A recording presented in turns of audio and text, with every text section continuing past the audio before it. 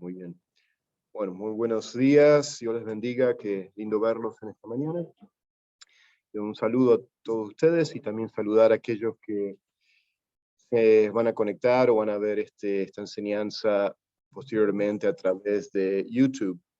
Así que hoy vamos a comenzar un nuevo estudio sobre lo que es el Evangelio de San Marcos. Así que tengan sus Biblias listas. Vamos a ir a través de los 16 capítulos de Marcos. Justamente hoy vamos a dar una introducción, y tal vez, si me das tiempo, si no da tiempo, vamos a ver tal vez 8 versículos, si no, tal vez vamos a cubrir tan solo 5 o 6, dependiendo de cuánto me tomo en lo que es la introducción de este Evangelio de San Marcos. Pero sí vamos allá a entrar en la palabra, pero vamos a ver, por lo menos hoy vamos a leer el capítulo 1, los versículos 1 al 8, y vamos así estar dividiendo la enseñanza en porciones para entonces poder de esa manera masticar bien, ¿no es cierto?, la palabra de Dios y poder así aprender hoy lo que el Señor tiene para nosotros a través de este precioso y hermoso Evangelio de San Marcos. ¿Por qué no me permiten orar y así damos después comienzo? Padre eterno, te amamos, te exaltamos, te adoramos, te damos gracias por darnos la oportunidad en esta mañana, en este día, Señor, de poder estar juntos, Señor, aquí presentes en la iglesia y también aquellos que posteriormente ven esto a través de YouTube. Qué bendiciones, Señor, de como dice tu palabra en el Salmo 119, de ver la hermosura de tu ley, Señor, de poder, Señor, tú mostrarnos, Señor, la hermosura, la belleza, Señor, de tu palabra, Señor, y poder nosotros comprender y a través de la enseñanza que viene a través de tu Santo Espíritu, Señor, que ilumina nuestro entendimiento, Señor, y por eso pedimos que tú nos des sabiduría y que tú ilumines nuestro entendimiento para poder nosotros comprender y poder ver, como dice el salmista, las maravillas, la hermosura de tu palabra, Señor. Gracias, Señor, te damos por este tiempo juntos en compartir tu palabra, y lo pedimos esto en el nombre de Jesús. Amén. Muy bien, como ya les decía, si tienen sus Biblias, vayamos a Marcos capítulo 1. ¿Por qué no me permiten? Vamos a leer primeramente la palabra de Dios, después vamos a entrar en una introducción del Evangelio, pero también quiero hacer una introducción de la manera que vamos a hacer el estudio, usando un método de estudio llamado el estudio inductivo de la palabra de Dios.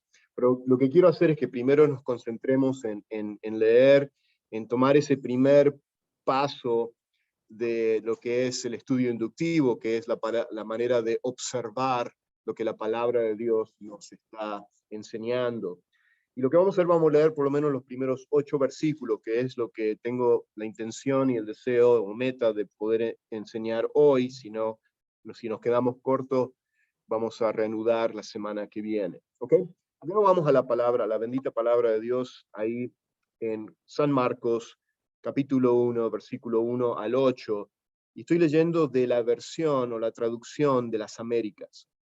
Esa es la versión que voy a estar usando para este estudio. Dice así la palabra de Dios: principio del Evangelio de Jesucristo, Hijo de Dios, como está escrito en el profeta Isaías: he aquí, yo envío mi mensajero delante de tu faz, el cual preparará tu camino.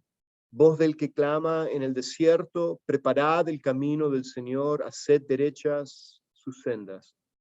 Juan el Bautista apareció en el desierto, predicando el bautismo de arrepentimiento para el perdón de pecados. Y acudía a él toda la región de Judea y toda la gente de Jerusalén, y confesando sus pecados eran bautizados por él en el río Jordán. Juan estaba vestido de pelo de camello, tenía un cinto de cuero a la cintura y comía langostas y miel silvestre. Y predicaba diciendo: tras mí viene uno que es más poderoso que yo, a quien no soy digno de desatar, inclinándome la correa de sus sandalias. Yo os bauticé con agua, pero él os bautizará con el Espíritu Santo. Vamos a detenernos ahí, que eso es lo que queremos desarrollar, o tratar de desarrollar en esta mañana. Muy bien. En el Nuevo Testamento, si ustedes ven, el Nuevo Testamento, para empezar a comprender un poco la estructura o las categorías o las características literarias del Nuevo Testamento, se van a dar cuenta que hay tres categorías literarias dentro del Nuevo Testamento. Tenemos lo que son libros históricos, que son los 4 evangelios, juntamente con el libro de los Hechos de los Apóstoles, considerado como libros históricos. ¿Por qué? Porque nos narran historias, y nos narran historias verdaderas, históricas. Por eso que la fe cristiana es la fe cristiana histórica.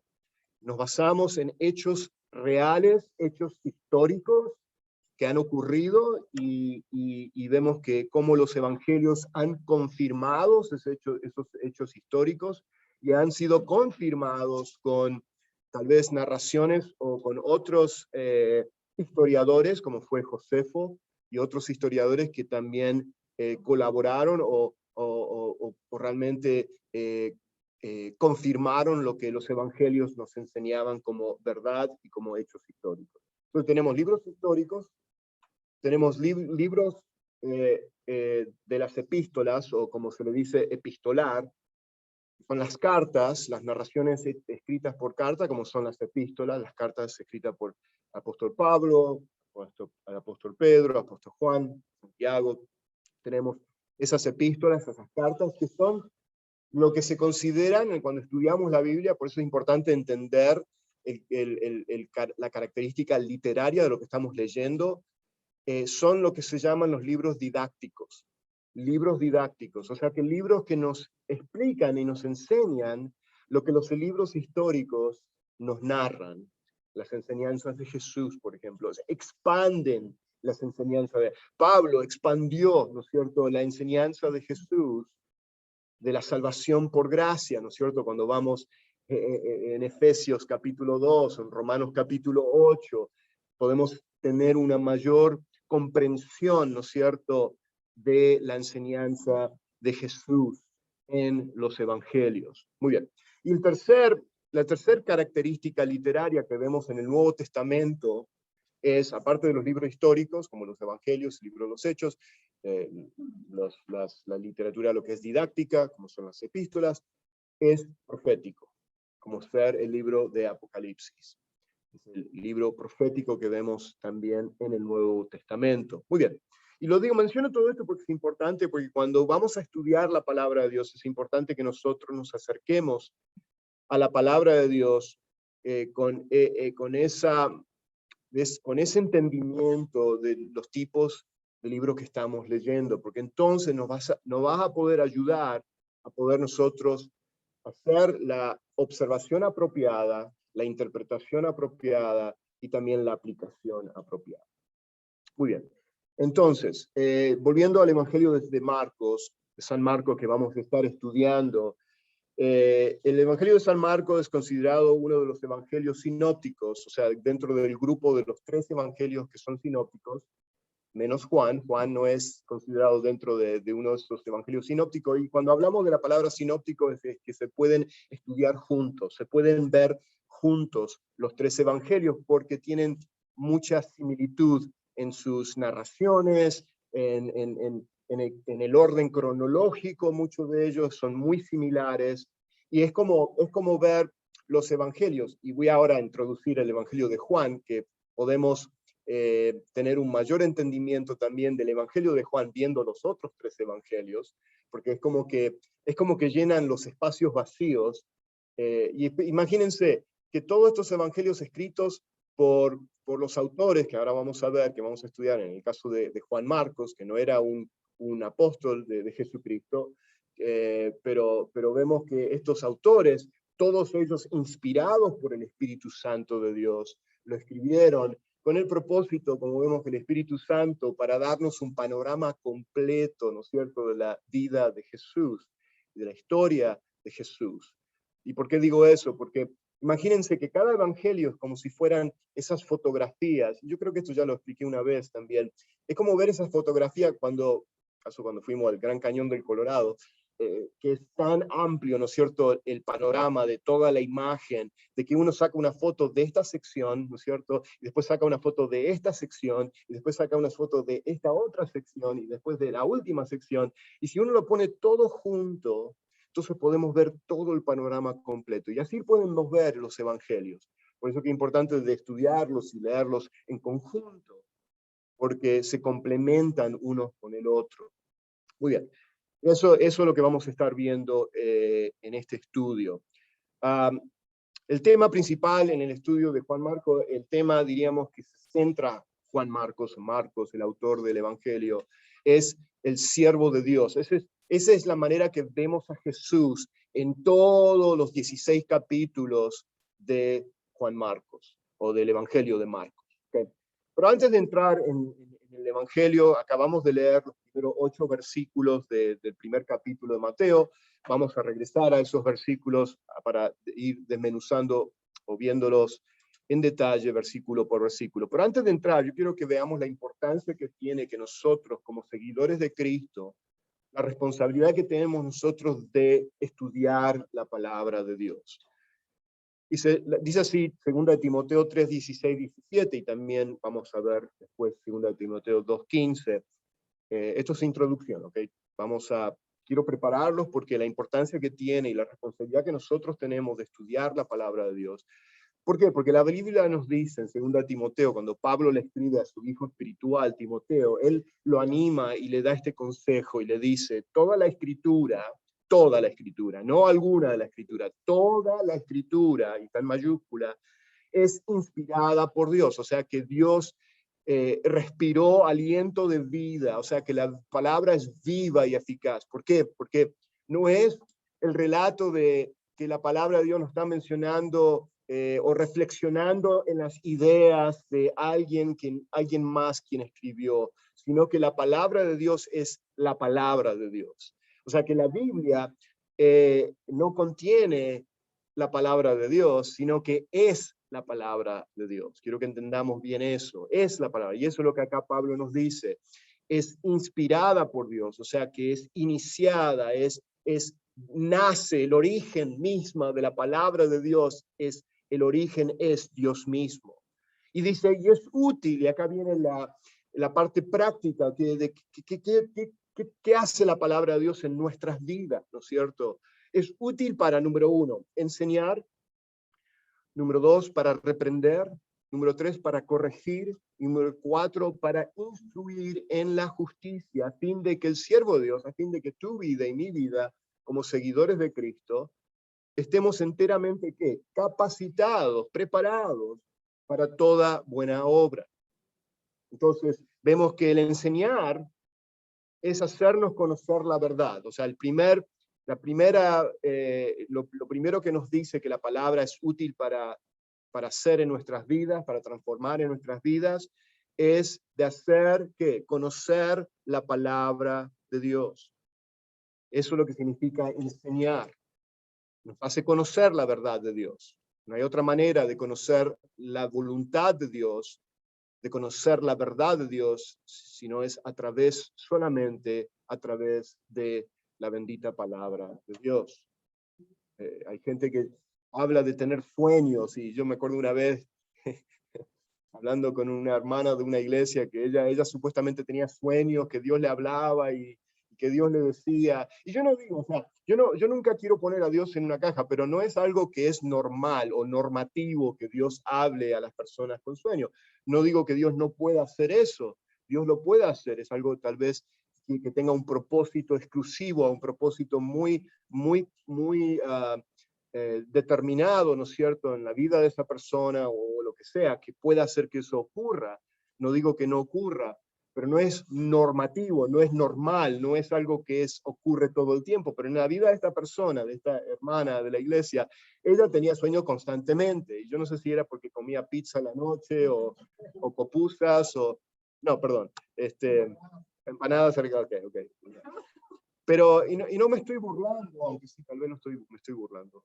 Pero Estoy criticando, sí estoy criticando, porque es muy peligroso que la iglesia piense de esa manera y opere de esa manera, porque mi pregunta a esa hermana era, hermana, ¿cuánto tiempo usted está en la palabra de Dios? Y me daba cuenta que esa hermana o esa persona que venía a la iglesia, realmente ella estaba más preocupada por los sueños que realmente de poner sus ojos en estudiar la palabra de Dios y ver lo que Dios nos enseña en su palabra. Bueno, lo uso eso como ejemplo porque realmente la única fuente de revelación, la única fuente en la cual Dios nos habla a nosotros hoy en día es a través de la palabra de Dios. Y bueno, no hay otra fuente de revelación, no hay revelación nueva, no hay nada, o sea, Dios ya reveló o sea, lo que estamos viendo ahora es que estamos siendo iluminados con la palabra ya revelada.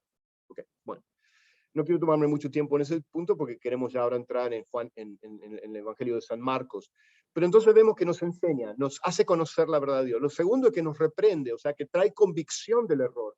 Cuando conocemos la bendita palabra de Dios y somos iluminados con la palabra de Dios, entonces expone, nos hace ver, ¿no es cierto?, nuestros pecados, hace ver nuestras imperfecciones, hace ver nuestros errores en nuestras vidas, o sea, que trae convicción del error. Por eso que significa que la palabra de Dios reprende, pero también corrige, dice. O sea, que no nos deja solamente en mostrarnos, ¿no es cierto?, y reprendernos, de traer convicción, ¿no es cierto?, del pecado, pero también quiere corregirnos, y ese es el propósito y la obra que el Espíritu Santo constantemente está haciendo en nuestras vidas, de corregirnos, o sea, que nos restaura, ¿no es cierto?, de nuestros pecados, de nuestras caídas, de nuestros errores, ¿no es cierto?, nuestras faltas. Y eso es lo que la palabra de Dios hace, que corrige, restaura. Y lo último, el último punto que hace la palabra de Dios, cuando estudiamos la palabra de Dios, la escritura, la palabra que es inspirada por Dios, es que nos instruye, dice, en la justicia. O sea que la palabra de Dios nos guía en cómo debemos de vivir. No solamente nos muestra, nos hace conocer la verdad, no solamente nos reprende, que trae convicción, no solamente también nos corrige, ¿no es cierto?, restaura nuestras vidas, corrige nuestras vidas, pero también continuamente nos está guiando a la verdad, a guiarnos a cómo debemos de vivir, cómo debemos de vivir. Muy bien. Y el segundo versículo que quiero traerles acá para prepararnos en este estudio es el de 2 Timoteo 2:15, cuando dice, esfuérzate por presentarte a Dios aprobado, como obrero que no tiene de qué avergonzarse y que interpreta rectamente la palabra de Dios. O sea que nuevamente, todo esto de que debemos de estudiar la palabra de Dios, ¿por qué? Porque toda escritura es inspirada por Dios, porque es el aliento de Dios, es la vida de Dios. Es ahí de que nosotros crecemos como seguidores de Cristo. Toma un esfuerzo de nuestra parte. O sea, que no viene, no lo asimilamos así, que venga de nosotros, o sea, que va a venir y Dios va a estar. O sea, toma un esfuerzo que nosotros debemos de presentarnos a Dios aprobado. Debemos de estudiar la palabra, debemos tomar el tiempo, debemos disciplinarnos, ¿no es cierto?, en el estudio de su bendita palabra. Y eso es lo que quería empezar a prepararlos a ustedes en este estudio de Juan Marco. Y todo esto comienza, este estudio que vamos a hacer es el estudio inductivo. Es uno de los métodos de estudio que vamos a aplicar en este estudio del Evangelio de San Marcos. ¿Y qué significa este estudio inductivo? Bueno, el estudio inductivo de la vida es una forma de investigar la palabra de Dios. Es un método, hay métodos, ¿no es cierto? Entonces, es una herramienta, véanlo de esa manera, es una herramienta de que nosotros podemos aplicar para entonces poder tener una guía de cómo nosotros podemos estudiar la palabra de Dios. No voy a entrar mucho en este punto porque este sería un estudio completo de la manera que tenemos que estudiar, pero es una introducción de la manera que vamos a estudiar el Evangelio de San Marcos. Y esa manera, esa forma de investigar la palabra de Dios incluye 3 pasos principales, que es el paso número 1 de observación, lo que es después entra lo que es interpretación y lo que es después aplicación. ¿Y qué es cada uno de ellos? ¿Qué significa lo que es observación? Bueno, ahí lo tenemos en la pantalla resumido. Observación es básicamente observar qué. Es evidencia, es leer primeramente, como acabamos de hacer, leer los versículos de la Biblia, empezar a observar, tener un poco de conocimiento de quién fue el autor, cuál fue el propósito por el cual fue escrito, quiénes fueron los destinatarios, a quién fue escrito este libro histórico, este evangelio de San Marcos. Es importante entender eso porque cuando entendemos vamos a poder comparar después de ver, decir, bueno, ¿por qué San Mateo o el evangelio de Mateo comienza con la genealogía de Jesús? Y Marcos no comienza de esa manera, porque tenían audiencias diferentes. San Mateo tenía una audiencia judía, predominantemente judía, y como eran judíos, ellos sabían que el Mesías tenía que venir del linaje de David. Entonces, Mateo, en su esfuerzo de evangelizar, ¿no es cierto?, en su esfuerzo, vamos a usar la palabra apologético, de comprobarle a los judíos, decirle, este es el Mesías prometido, y mira, te lo voy a demostrar. Fíjense el linaje vemos que Marcos no utiliza eso porque Marcos, su audiencia era más bien, eran creyentes romanos, gentiles, predominantemente eran dirigida esta carta, perdón, este evangelio era dirigida a una audiencia de gentiles convertidos romanos.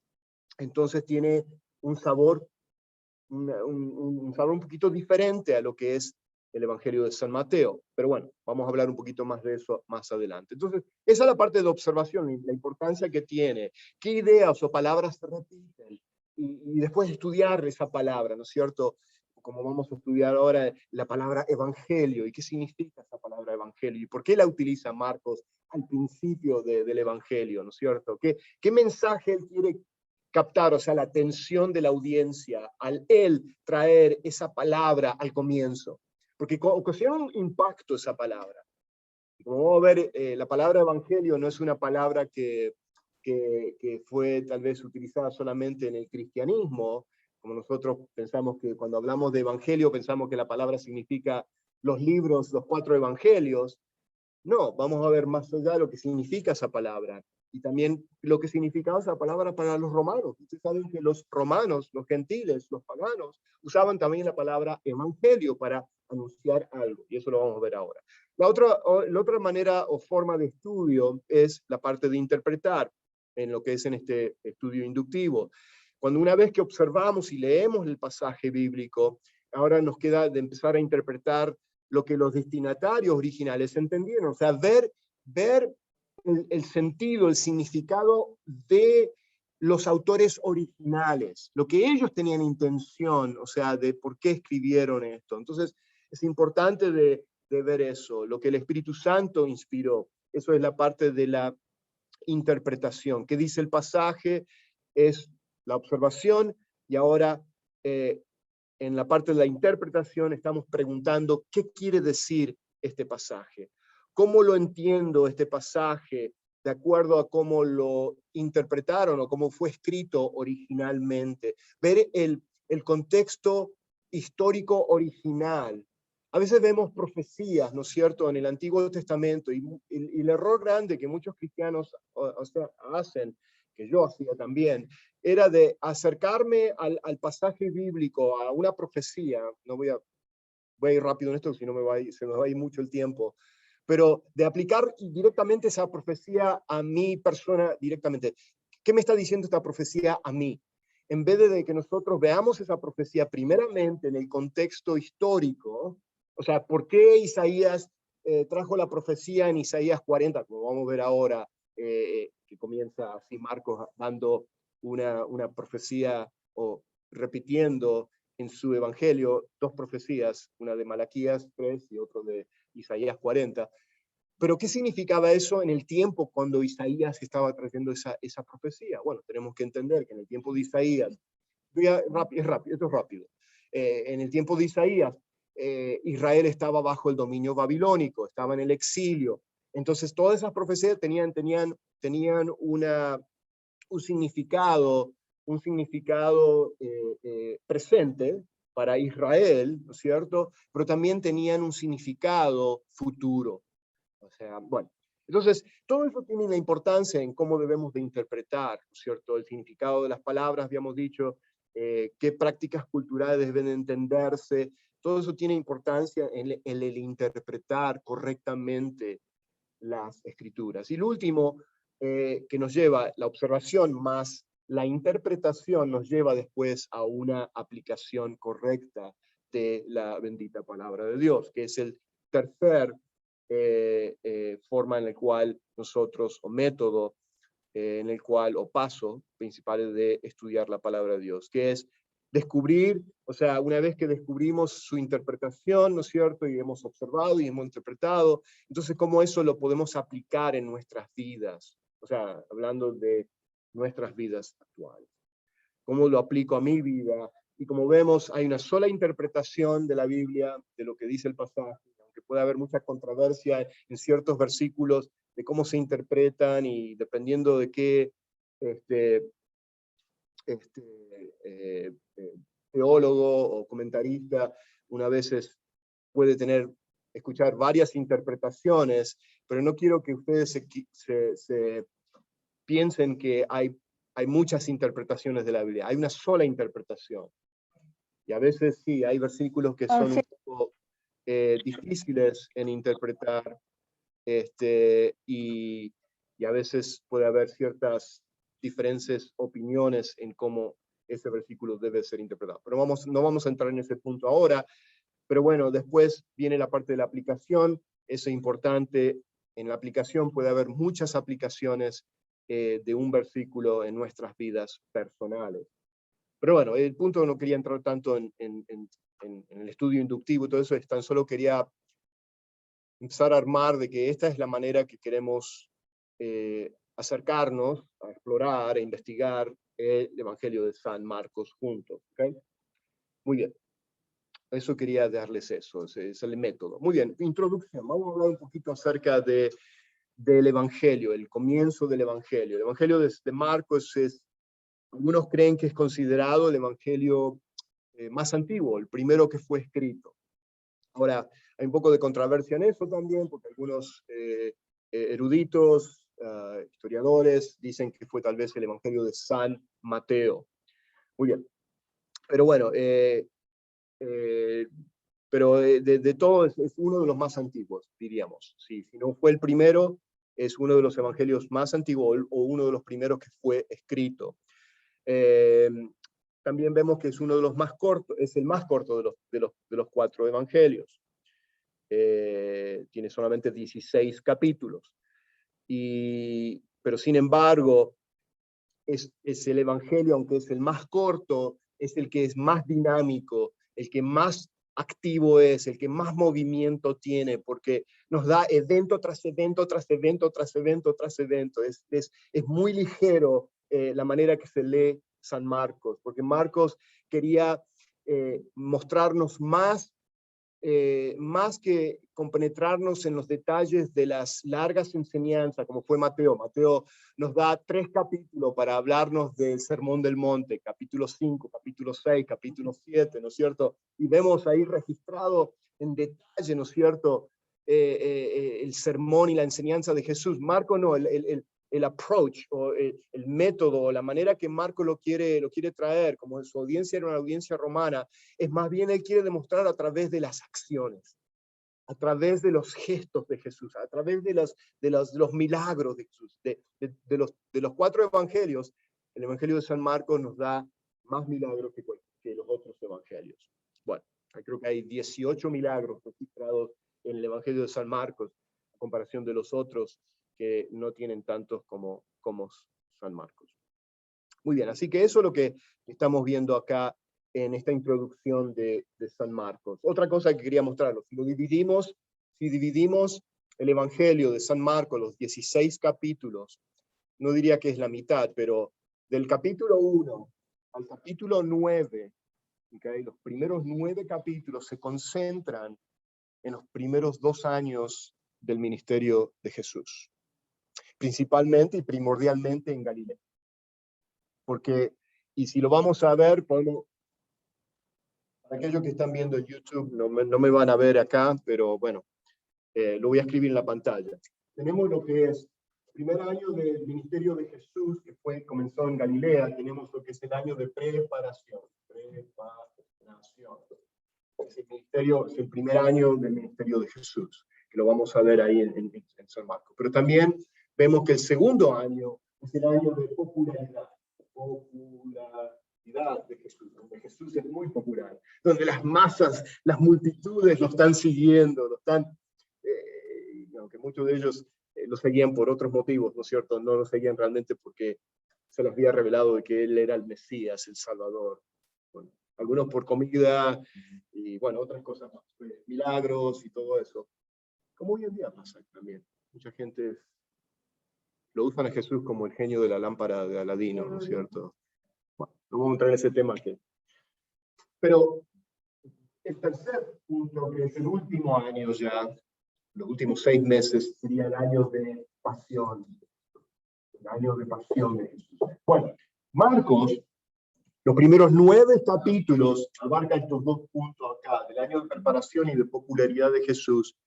Y los capítulos, y esto se los dicen porque cuando ustedes estén leyendo, ustedes lean San Marcos, pero que lo estén leyendo, son solamente 16 capítulos, ustedes se van a dar cuenta que cuando entramos en el capítulo 10 y 11 ya, más el 11, 12, 13, 14, 15 y 16,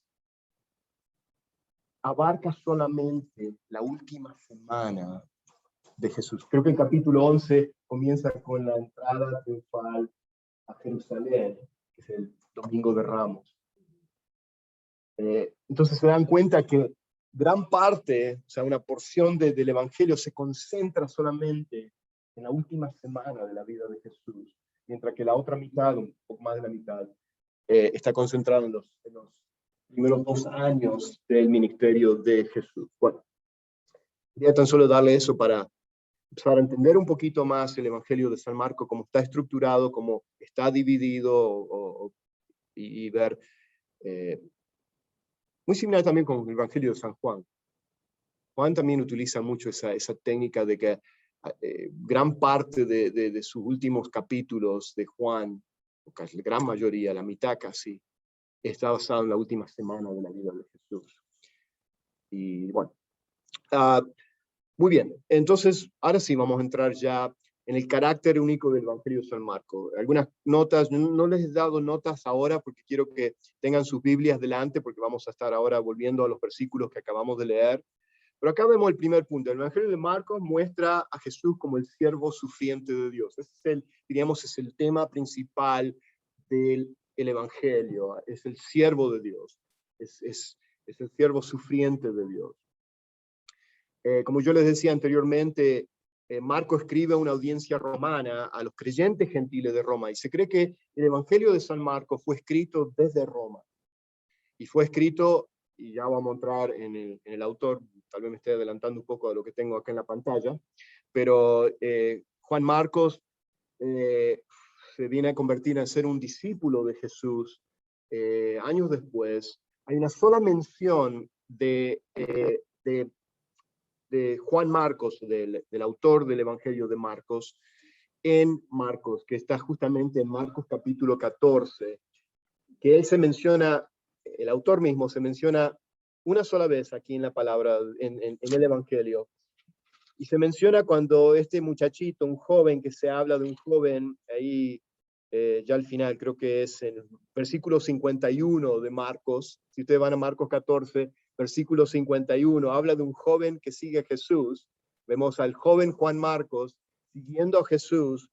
Y dice, cierto joven le seguía vestido solo con una sábana. Esto es durante cuando Jesús estaba siendo enjuiciado, había sido llevado ante el concilio, había sido arrestado ya Jesús. Después ahí en el jardín de Getsemaní, lo llevan a Jesús y estaba este muchacho joven que no menciona el nombre acá, pero que muchos creen que es Juan Marcos, el autor del Evangelio de Marcos, que estaba vestido con una sábana y dice que de repente eh, eh, lo reconocen, ¿no es cierto? Y lo quisieron prender y se le sale la sábana y sale corriendo desnudo, dice, y escapó desnudo, dice ahí en el versículo 52. Esa es la única porción que Juan Marcos menciona acerca de sí mismo. Pero es interesante, porque yo por muchos años, bueno, cuando comencé leyendo los evangelios, decía, ¿quién es este muchacho? ¿Qué cosa más extraña que, o sea, que esté metido estos versículos ahí en el evangelio de Marcos? Pero precisamente porque Marcos está hablando acerca de sí mismo, y él estaba ahí, presente, siendo un testigo ocular, ¿no es cierto?, de Jesús, de las enseñanzas de Jesús. Me imagino que era muy joven él. Y bueno, y después Juan Marcos lo vemos en acción en el libro de los Hechos. Vamos a entrar un poquito más ahora, no me quiero adelantar.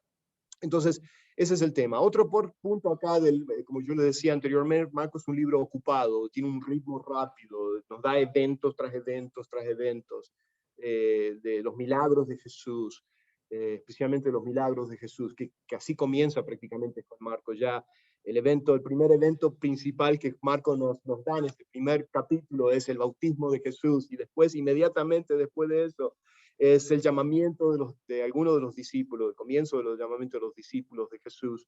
Y después viene su prédica en la sinagoga, y esto todo está ocurriendo en un solo capítulo. Y después el expulsar el endemoniado que empieza a gemir y gritar ahí dentro de la sinagoga. Sí, dentro de la iglesia había endemoniados. Bueno, bueno, dentro de la sinagoga. Para ver que ahí el enemigo se disfraza, ¿no es cierto?, como ángel de luz. Bueno, entonces eso es lo que está ocurriendo. Entonces vemos que eso es lo que está pasando. Otra cosa importante de entender de Marcos es el énfasis en las obras de Jesús, como yo le decía. Él se preocupa más en enfatizar en los milagros de Jesús, en las obras de Jesús, que en las palabras de Jesús, o en las enseñanzas de Jesús. No es que no está dando la enseñanza de Jesús, sino que a comparación de los otros evangelios, a comparación del evangelio, por ejemplo, de San Mateo, que da mucho más extenso, por eso yo decía que se complementan uno con el otro, ¿cierto? Entonces vemos que el Evangelio de Marcos pinta a Cristo en acción, si lo vamos a ver de esa manera. Nos pinta a Jesús en acción. Muy bien.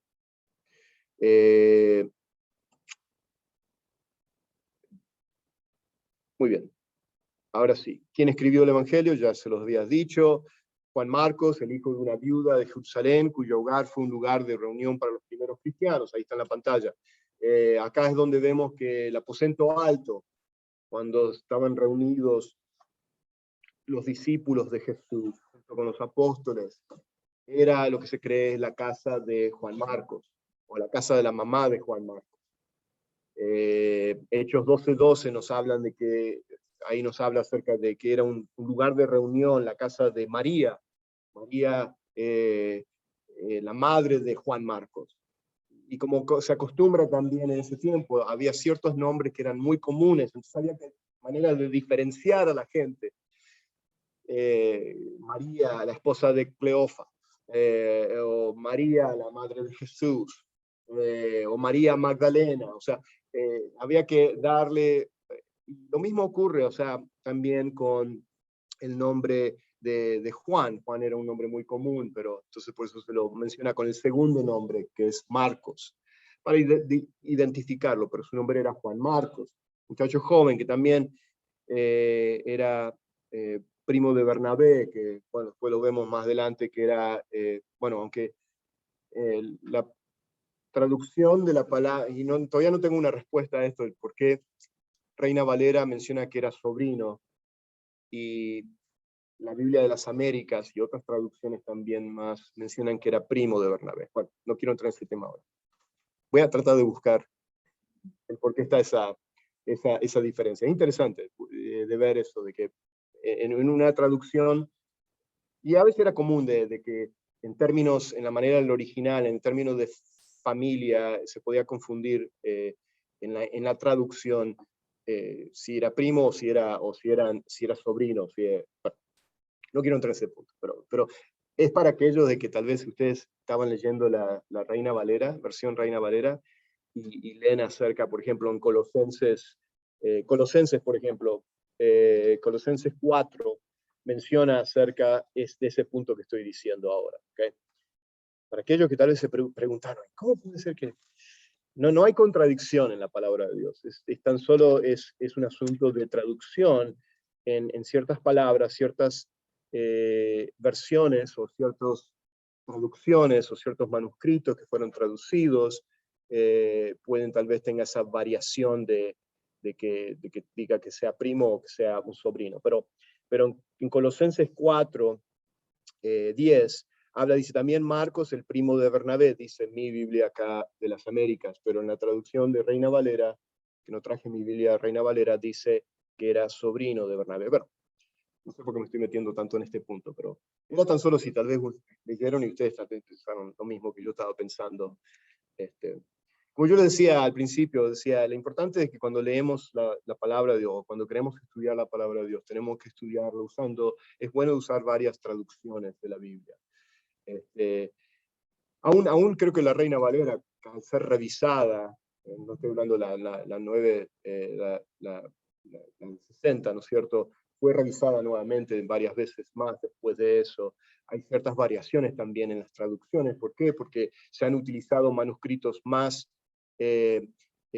nuevos manuscritos que se encontraron, que son más antiguos de los manuscritos que se usaron cuando se hizo la traducción, por ejemplo, de Reina Valera.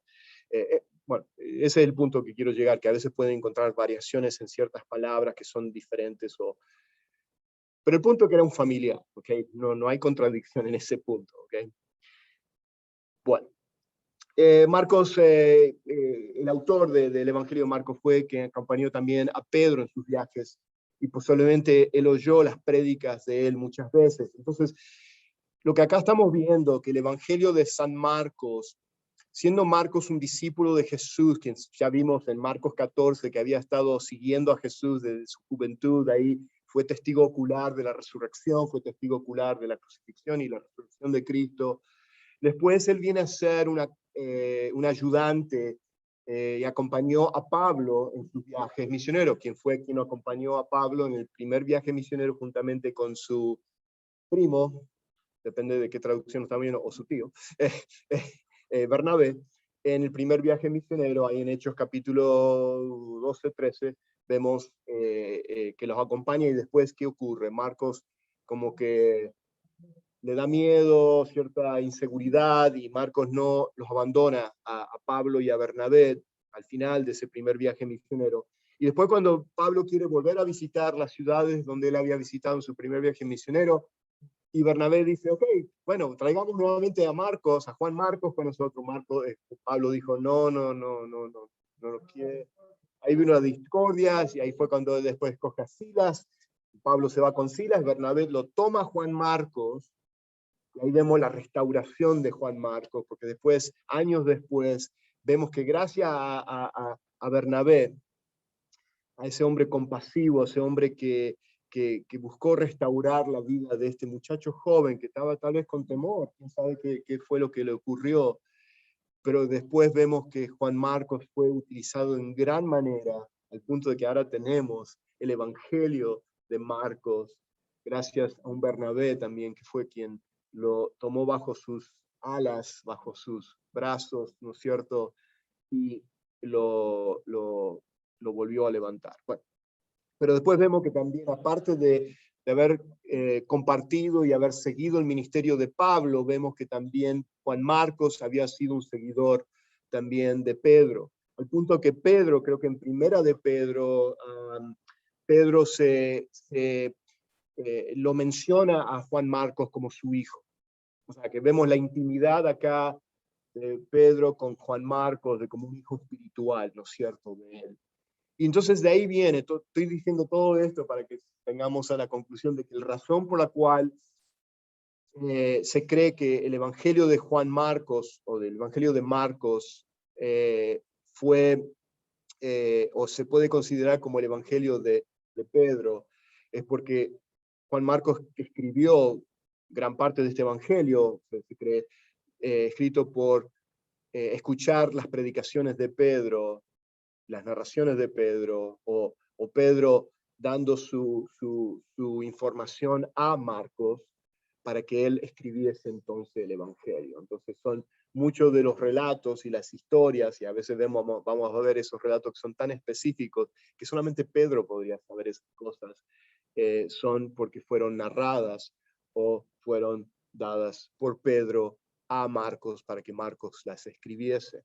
Entonces muchos dicen que el evangelio de Marcos, de San Marcos, es el evangelio de San Pedro por tener el apóstol Pedro tanta información que le dio y le compartió o le dio a Marcos para que él escribiese así. Pero de todas maneras, el punto que acá queremos llevar, que Marcos fue inspirado por el Espíritu Santo de Dios a trabajar juntamente con Pablo y con Pedro, y vemos que él fue el autor. No hay dudas, ninguna duda de que fue él el autor del evangelio de Marcos. Como yo le decía, se cree que es uno de los evangelios más antiguos, o más antiguos, uno de los primeros evangelios que fue escrito. No se sabe bien si fue escrito antes de la muerte de Pedro. Pedro murió por ahí en los años 60, 60 y pico, mediados de los años 60, cuando Herodes lo manda a ser crucificado, y la tradición cristiana dice que él fue crucificado boca para abajo, a pedido de Pedro, porque él no quería morir, no era digno de morir como había muerto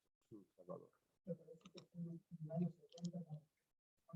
Fue antes, creo que 68, sí, hay un poco de discrepancia en los años exactos, pero sí, fue finales de los años 60 que se cree que Pedro fue justamente antes de la destrucción del templo. Entonces ahí está el debate, bueno, fue escrito, algunos creen que fue escrito antes de la muerte y otros dicen que fue escrito justamente después de la muerte de Pedro. Bueno, el punto de que data de ese tiempo, el Evangelio de San Marcos. Ahí vemos la influencia, la gran influencia de Pedro en este evangelio. Entonces ahí vemos eso. Un poco también se ve reflejado el carácter de Pedro, yo creo, en el evangelio de Marcos. Por eso que es tan ligero el evangelio de Marcos. Pedro era muy la dinámica, impulsivo, un hombre, y no lo estoy diciendo en mala, o sea, sí, de ser impulsivo Pedro lo trajo muchos problemas a Pedro, ¿no es cierto? Porque estoy hablando de parte de su carácter, ¿no es cierto? Que Dios no nos cambia el carácter en sí, sino que moldea nuestro carácter a que sea y venga a ser a la imagen de Cristo. O sea, vemos la gran diferencia ahí, pero y así vemos en los autores de cada uno de los libros de la Biblia que se ve reflejado el carácter de la persona, la personalidad del autor original en eso, inspirado por el Espíritu Santo de Dios, pero vemos que Dios usó a seres humanos, nos usa a nosotros, ¿no es cierto?, para realizar así sus propósitos. Y en el caso de los evangelios, inspiró a estos hombres para que entonces así queda registrada la bendita palabra de Dios y la historia acá del Evangelio de San Marcos. Muy bien. Ahora sí, vamos a entrar en los primeros 5 versículos de Marcos. Muy bien con el tiempo.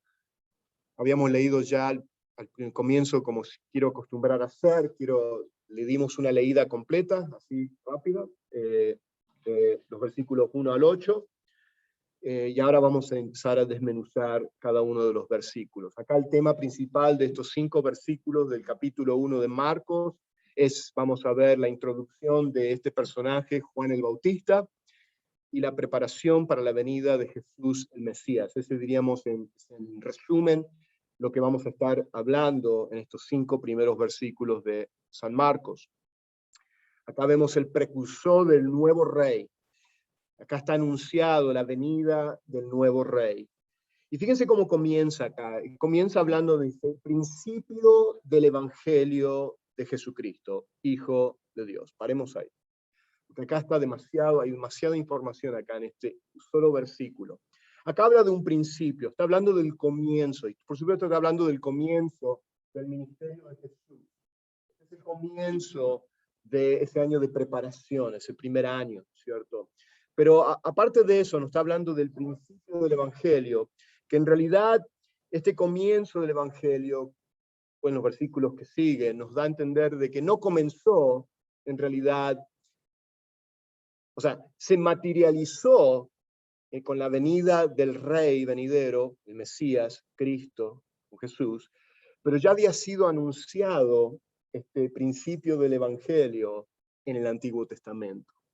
Es increíble, o sea, ver de que acá nos está hablando de este principio, y nos está anunciando del principio, o sea, el comienzo de la historia del nuevo rey y su reino. O sea, pónganse a pensar acá. Él está hablándole a una audiencia cristiana, pero gentil, de un trasfondo romano, donde ellos sabían que el emperador, el rey, el emperador de Roma, era considerado como un dios, ¿no es cierto?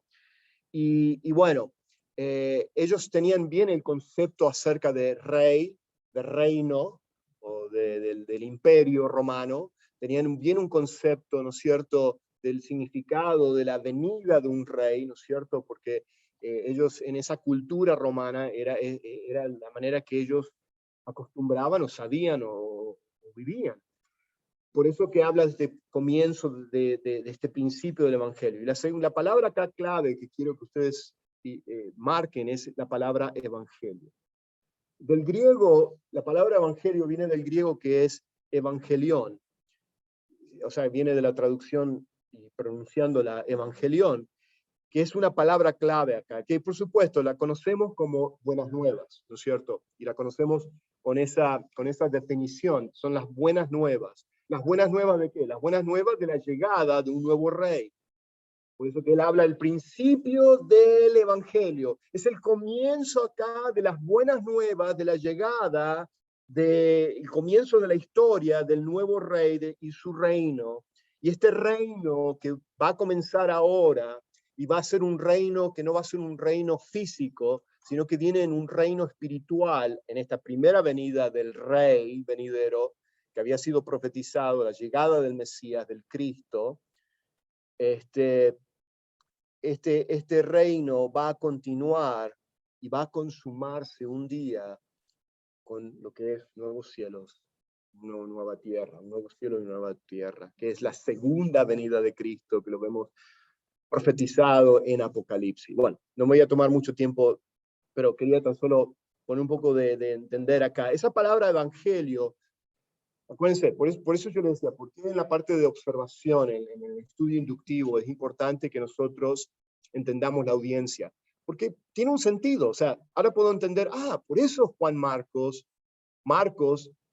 escribiendo desde Roma, escribiéndole a una audiencia, a creyentes, a la iglesia en Roma, o a los creyentes en Roma, que venían de un trasfondo pagano, de un trasfondo gentil, cuando él les da esta palabra evangelio, ellos sabían que el significado de la palabra evangelio para los romanos tenía un significado también que la usaban los romanos, usaban esa palabra evangelio, la usaban para anunciar la venida de un nuevo emperador romano. ¿Se dan cuenta que la palabra evangelio no es solamente, diríamos, de trasfondo cristiano, sino que el significado es buenas nuevas, que también se usaba en la antigüedad y tenía un significado también en el mundo pagano, la usaban también. Entonces, en una manera de evangelizar, Juan Marcos les dice, acá está el verdadero evangelio, acá están las verdaderas buenas nuevas, no de los emperadores romanos y de todo eso, pero acá está la venida del nuevo rey,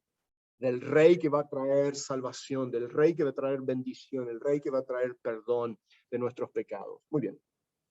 Y acá vemos el primer punto, principio del Evangelio de Jesucristo, Hijo de Dios.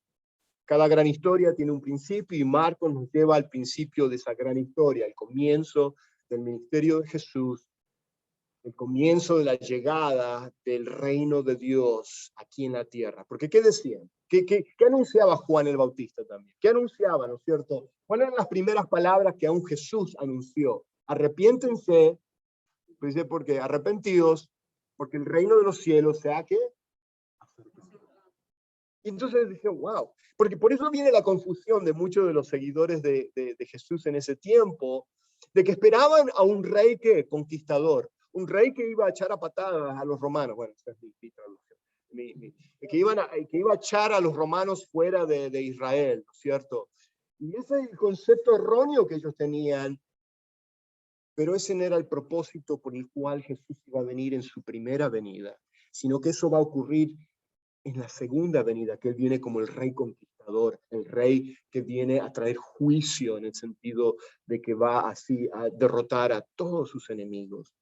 Eso lo vemos después, ¿no es cierto? En su segunda venida, lo vemos en Apocalipsis, pero en la primera venida, Él venía como el siervo sufriente, Él venía como el Mesías, el ungido, el Cristo, el enviado, ¿no es cierto? Y bueno, y ahí viene esa palabra nuevamente del Evangelio, pero acá es importante porque acá dice el Evangelio de Jesucristo, y acá viene la combinación de Jesús y Cristo. Y Jesucristo no es su apellido, o Cristo no es el apellido, sino que el nombre de Jesús es el nombre de Jesús, que significa Jehová salva, ¿ok? Que es Salvador, ¿no es cierto? Y que trae salvación, ¿no es cierto? Y es el nombre que el ángel Gabriel, ¿no es cierto?, le da a la Virgen María en la anunciación, ¿no es cierto?, cuando fue anunciada la venida del Mesías, que ella iba a concebir al Salvador, le dice el nombre que él tiene que tener, ¿cierto? Le da el nombre. Pero vemos que también nos menciona Cristo acá, que era un nombre también, que no es un nombre, sino más bien es un título. Mucha gente confunde que Cristo es un nombre, y no es un nombre, sino que es un título, que significa ungido, que significa que es el nombre, que es el título, perdón, que se le daba al Mesías, al Salvador, al prometido. Entonces de ahí viene ese acá, Marcos al principio, al comienzo del Evangelio, nos da esta verdad.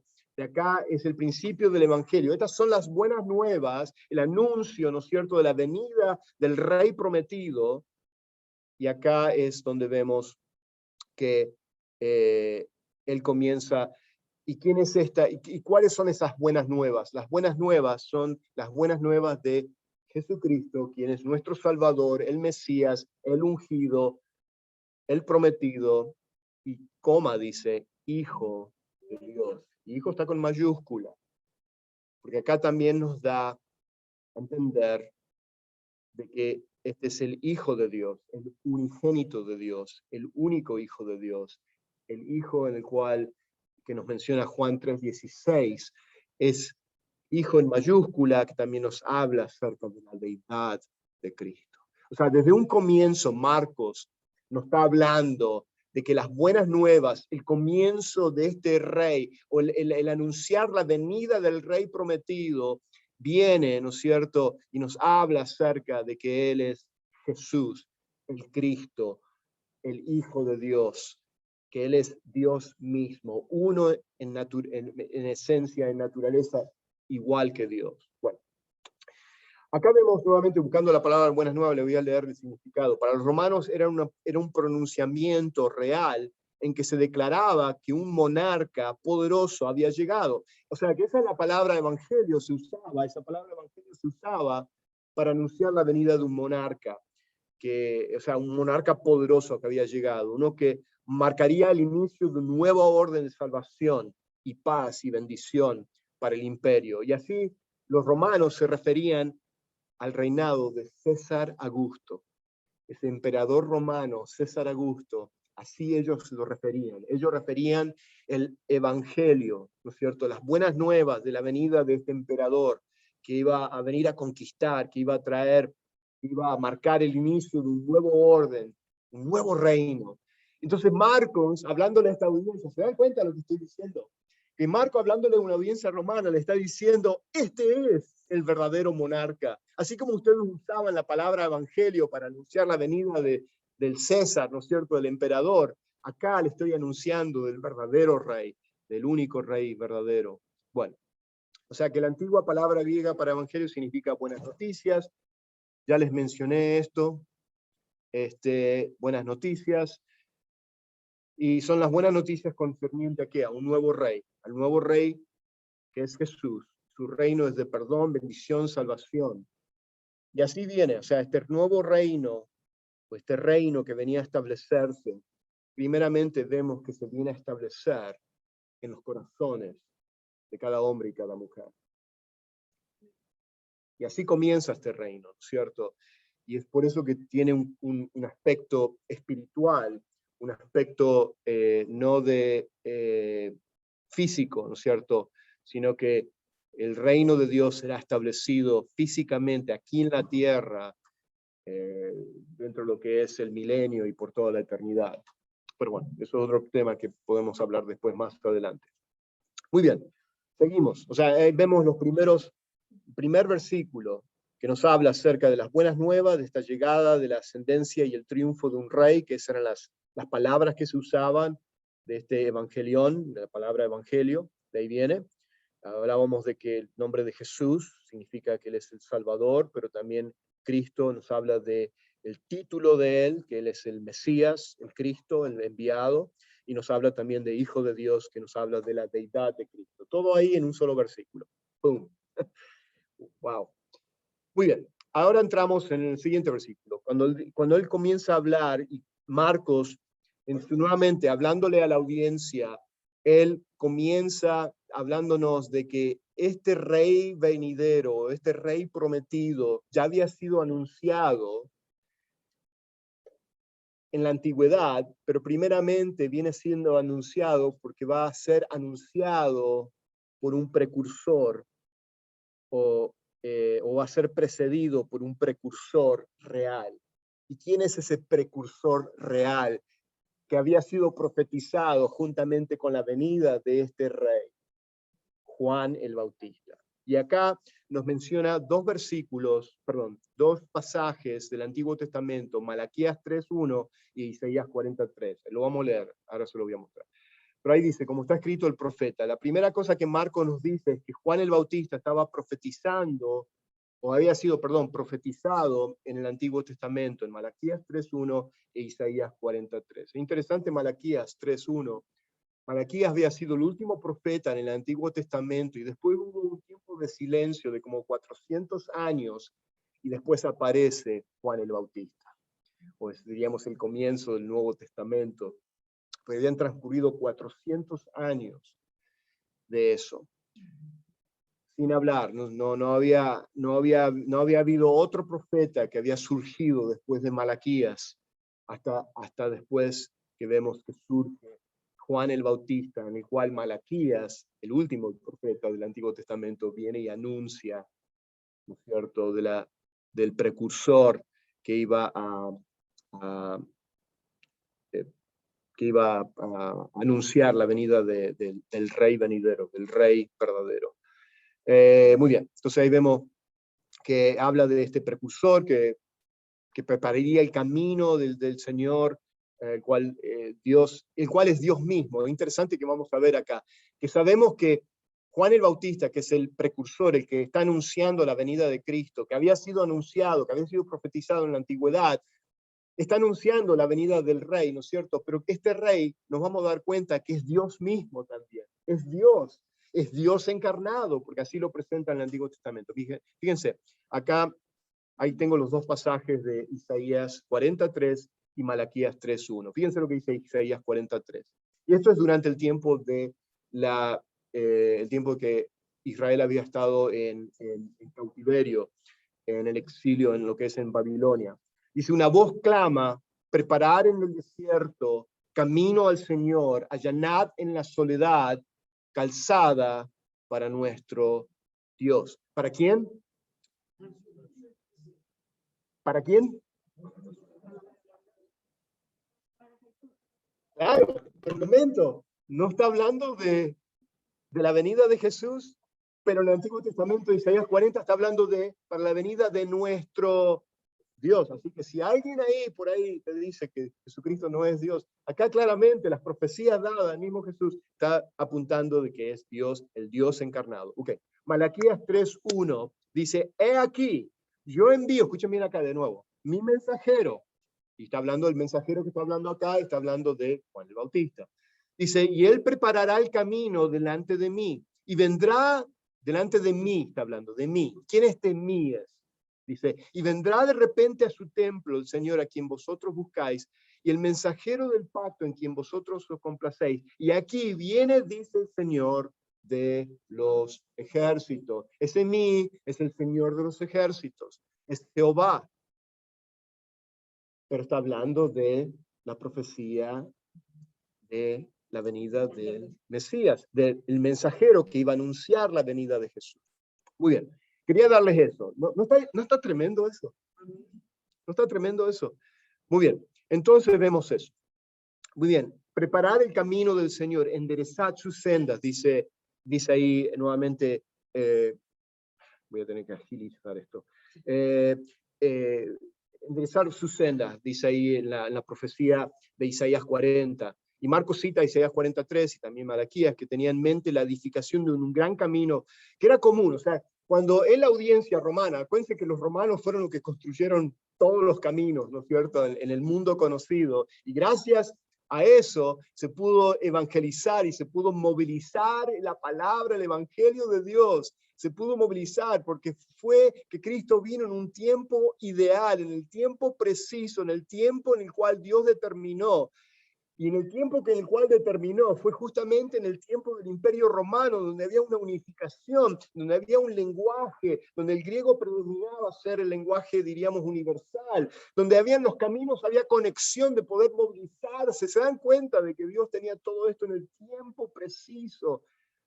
Y todo eso, hablándole a una audiencia romana, cristiana, romana, ellos entendían que el que venía a preparar el camino era común de que cuando venía el emperador, venía primeramente el precursor, el que iba a anunciar la venida del rey. Y entraban a la ciudad y a veces tenían que construir caminos para que entonces el rey pudiera entrar, ¿no es cierto?, a un pueblo, a una ciudad, a donde sea, ¿no es cierto?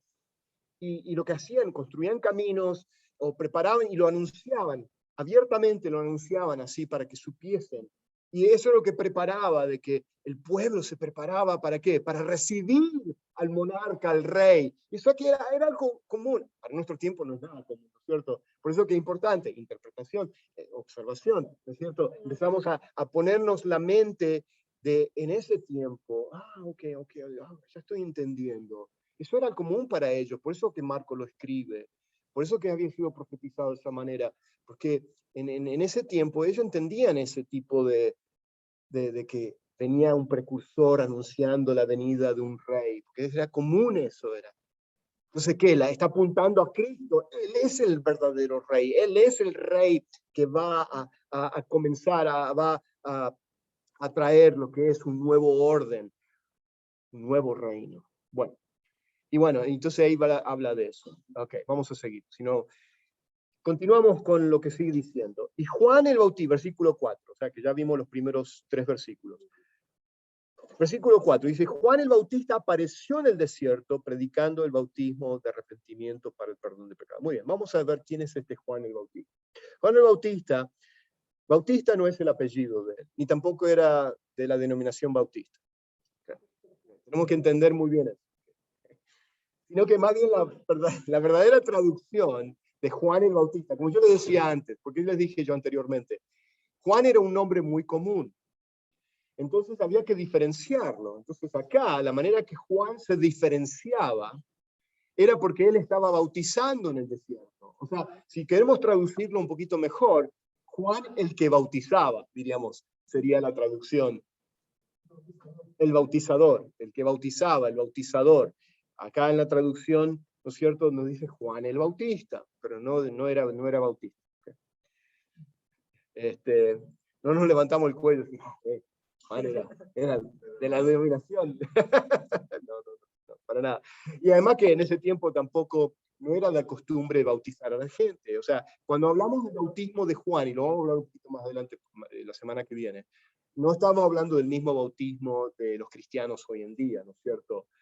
Hay unas ciertas rasgos que tienen ciertas similitudes en el sentido de que cuando nosotros nos bautizamos en público, estamos anunciando públicamente a la gente, a los testigos que nos están viendo, por eso se hace público, de que ahora yo soy un seguidor de Cristo y me identifico yo ahora con la muerte y sepultura y la resurrección de Cristo, en que fui sepultado en mi vieja manera de vivir, y ahora el que sale, el Henry que sale del aguas del bautismo, es una nueva persona.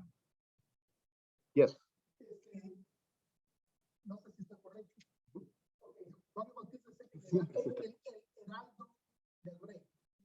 El heraldo del rey. usualmente decían, ¿quién está por este nuevo rey? Ah, buenísimo. Sí. Prepárense los que están por este nuevo rey. Lo que son los aliados, lo que, así es. Entonces, Juan el Bautista viene bautizando nuevos aliados para este nuevo rey. ¿Quién va a ser leal? ¿Quién se va a unir? ¿Quién va? Y bueno, y eso lo vamos a ver la semana que viene. Buenísimo, porque así es, porque precisamente eso ocurría cuando conquistaban un nuevo reino, territorios, poblados. Ellos entraban así, como decís vos, ok, ¿quién se va a estar del lado, ¿no es cierto?, de ser leal al nuevo rey, al nuevo monarca que ha conquistado, ¿no es cierto?, y que ahora viene y que está siendo anunciado. Bueno, es muy buen punto. Y exactamente, por eso nuevamente, en el contexto histórico se entendía eso. Cuando Marcos escribe esto, por eso es que es importante entender el contexto histórico, o sea, se entendía de qué estaba hablando, ¿no es cierto? Y bueno, acá vemos el bautismo de Juan. ¿Juan quién era? Juan sabemos que era hijo de la prima o sea, que era segundo primo de Jesús, de Elizabeth y de Zacarías. ¿Se acuerdan Zacarías cuando él fue en el templo y Lucas, así es, Lucas 1, y había tocado por suerte. Bueno, suerte, ¿no? Correcto, no es suerte decir suerte. Es como que tiraban el turno. Y como había tantos sacerdotes que estaban sirviendo, ya eran grupos, también habían grupos de sacerdotes de cierto, bueno, no vamos a entrar en ese punto, pero Zacarías le tocó a él, de casualidad, vamos a usar. Y sabemos que no fue casualidad. Había sido por la providencia de Dios. Dios tenía eso. Bueno, eso lo podemos encontrar en Lucas. Por eso digo que se toma tiempo estudiar, porque Lucas capítulo 1 nos habla. ¿Quieren ver Lucas capítulo? Creo que es capítulo 1, si no me equivoco. Sí, creo que es Lucas, sí. Lucas 1 nos habla acerca de eso. Elizabeth, cuando se le parece a Zacarías, dice, porque él dice, pero aconteció que mientras Zacarías ejercía su ministerio sacerdotal delante de Dios, según el orden indicado a su grupo, había un grupo, él pertenecía de un grupo sacerdotal, dice, conforme a la costumbre del sacerdocio, fue escogido por sorteo para entrar al templo del Señor y quemar incienso. O sea, vemos que la providencia de Dios había sido dado, y le tocaba una sola vez en la vida. Y a veces había sacerdotes que nunca les tocaba el turno, porque había tantos que estaban sirviendo, que morían, o sea, ya, viste, y nunca les había tocado el sorteo de hacer eso. Y ya Zacarías, siendo ya mayor de edad, finalmente le tocó antes de morir. Y bueno, ahí fue con el ángel Gabriel se le aparece y le dice que lo tiene que nombrar Juan, y bueno, todo eso. Bueno, de ahí viene Juan, ¿ok? Juan, vemos Lucas 1, nos menciona, comienza y vemos acá cuál es el propósito de Juan el Bautista. Juan el Bautista, el bautizador. Y acá el ángel le da el propósito por el cual había sido escogido este niño, que iban a ser de la relación de Zacarías y Elizabeth, siendo Elizabeth que era ya estéril, o sea, que ya no podía tener hijos. Y dice acá en el versículo, dice, ahí está. Está bien.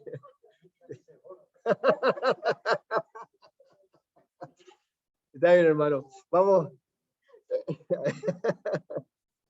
Dice, y acá el ángel le dice, porque él será grande delante del Señor, no beberá vino, ni licor, y será lleno del Espíritu Santo, y será lleno del Espíritu Santo aún desde el vientre de su madre. Estoy leyendo Lucas 1, 15. O sea que en ese tiempo todavía la llenura del Espíritu Santo no había venido, porque el Espíritu Santo todavía no había sido introducido, porque el Espíritu todavía no había muerto y resucitado. O sea que vemos que el Espíritu Santo en el Antiguo Testamento venía a ciertas personas y por ciertos tiempos que venía, como fue en el rey David, recibía el Espíritu Santo, pero el Espíritu Santo todavía no había hecho morada en la persona, sino que hasta que esa persona venga a ser un creyente y venga a ser un seguidor de Cristo, y eso no ocurrió hasta después, ¿no es cierto?, de Pentecostés. Entonces, bueno, pero vemos que acá es que él ya nace lleno del Espíritu Santo. Dice, y él hará volver a muchos de los hijos de Israel al Señor su Dios. ¿Volver a quién? Al Señor su Dios. E irá delante de él en el espíritu y poder de Elías, y lo asemeja al ministerio de Elías, aunque no era Elías en sí, pero tenía una similitud al ministerio profético de Elías. Dice, para hacer volver los corazones de los padres a los hijos y a los desobedientes a la actitud de los justos, a fin de preparar, ahí está, para el Señor un pueblo bien dispuesto. Ese era el anuncio del ángel a Zacarías, el padre de Juan. Ese era el llamado, la profecía, perdón, el propósito por el cual iban a ser Juan el Bautista. Bueno, ahí lo vemos descrito. Y vemos que vamos a regresar a Marcos 4, que tenemos las notas, dice esto, describe cómo Juan preparaba el camino. ¿Y cómo preparaba el camino Juan el Bautista? Anunciando ¿qué? El bautismo de arrepentimiento. Él preparaba el camino del Señor, preparando de que los corazones estén, no porque el bautismo en sí de Juan podía perdonar los pecados. Acuérdense, y esto los dejo, porque ya no, por eso les dije que iba a llegar hasta el versículo 5, pero creo que llegué hasta el versículo 4. Pero con esto los dejo, porque vamos continuando. No vamos a tomar, o sea, no vamos a acelerar demasiado esto, pero quiero desmenuzarlo bien. Y por eso necesito ayuda, ¿cierto? Porque a veces me adelanto, me atropello yo demasiado en tratar de explicar demasiadas las cosas. En el Antiguo Testamento, ¿de qué manera eran los pecados perdonados? Okay, había un sacrificio. ¿Qué está pasando aquí? Esto era algo nuevo para los judíos que estaban escuchando a Juan el Bautista. ¿Cómo que arrepiéntense? ¿Dónde está el sacrificio? Me imagino que los judíos dirán, Juan el Bautista, ¿dónde está el sacrificio? ¿De cómo van a ser nuestros pecados perdonados? Porque ¿a quién él estaba apuntando? Esto es lo que está buenísimo. ¿A quién él estaba apuntando? ¿Qué es lo que dice Juan, el Evangelio de Juan? Cuando Juan el Bautista lo ve a Jesús venir. El Cordero de Dios ahí está. Aquí el Cordero de Dios. Él es el que estaba diciendo de que se arrepientan para el perdón de sus pecados, de que se habían terminado ya, o sea, todos esos rituales de los sacrificios de animales, o sea, ahora se estaba consumando en el sacrificio del Hijo de Dios que venía a morir por nuestros pecados. El principio del fin. Es tremendo. O sea, cuando yo estaba leyendo eso, yo decía, claro, esto para los judíos de ese tiempo, ellos decían, ¿qué está diciendo Juan? ¿Cómo que me arrepiento de mis pecados? Si estábamos acostumbrados por siglos y siglos y siglos de que se tenía que ofrecer un sacrificio de un animal y el derramamiento de sangre, pero acá Juan está diciendo que yo me arrepienta de mis pecados para el perdón de mis pecados y hacer este lavamiento de agua. ¿Dónde está la...? Y por supuesto que el agua era un símbolo de purificación, de lo que Jesucristo, el Cordero de Dios, iba a traer, de regenerarnos, de ser un cambio de corazón, un nuevo corazón, como dice Ezequiel 36. Bueno, se me fue el tiempo.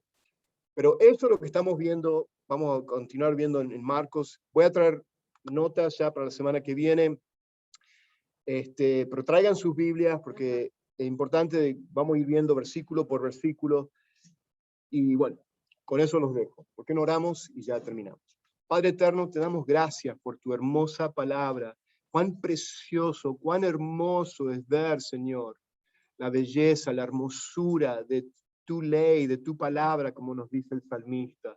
Y Señor, queremos ser llenos de tu palabra, Señor, y por eso pedimos, Señor, que tú nos des nuevamente, abra nuestros ojos, ilumine nuestro entendimiento, Señor, y te damos gracias por hacer eso y transformar nuestras vidas, Señor, porque eso es lo que deseamos, de que seamos tan enamorados, Señor, y llenos de tu palabra, de que queremos ser fieles y leales a nuestro Rey, al Rey venidero, al Rey que fue anunciado, el Rey que ya ha venido, el Rey que ahora mora en nuestros corazones, el Rey que un día va a volver y regresar, Señor. Gracias, Señor. Gracias por mostrarnos todo esto en lo que es en el Evangelio, las buenas nuevas. Gracias te damos, te amamos, te exaltamos, pedimos todo esto en el nombre de Jesús. Amén. Sí, hermano. Yes, bro.